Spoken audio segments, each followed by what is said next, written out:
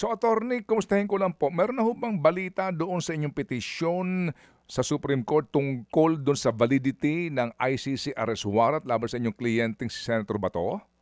It is pending our motion for reconsideration, which we filed 1 week Mm. after the Supreme Court decision on the matter, yung Mm. order nila on our TRO.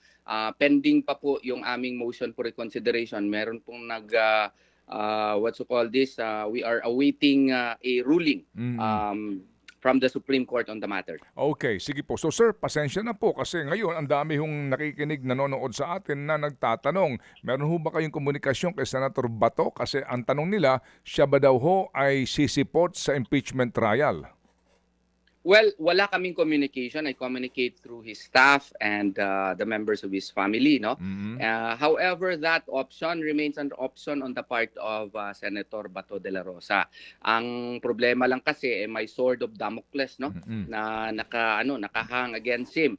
And there were clear directives on the Mm. part of the Philippine government now that he will really be arrested, and that constitutes danger on his safety, on liberty, and even on his life, no? Kasi sigurado na baka yung gagawin nila, yung ginawa nila against kay Presidente Rodrigo Duterte ay gagawin din sa kanya. Kaya ganyan po ang sitwasyon natin ngayon. Opo, pero siya po naman ay nandidiyan lamang, no?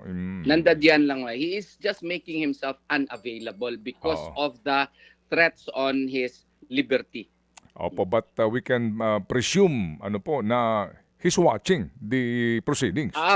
I'm very sure he is watching and he is Oh. monitoring kasi Opo. yun mahal na mahal niya yung kanyang bansa at gustong-gusto niya yung trabaho noong last Senate po, siya yung number one sa one of the top attendants sa Senado. Ito nga lang ngayon na nag-i-insist yung gobyerno na dadakpin siya. Siyempre, self-preservation ang first rule natin Sa ating kung ang at stake is liberty mo na, yung life mo na is at stake, then you have to make actions in order to preserve yourself.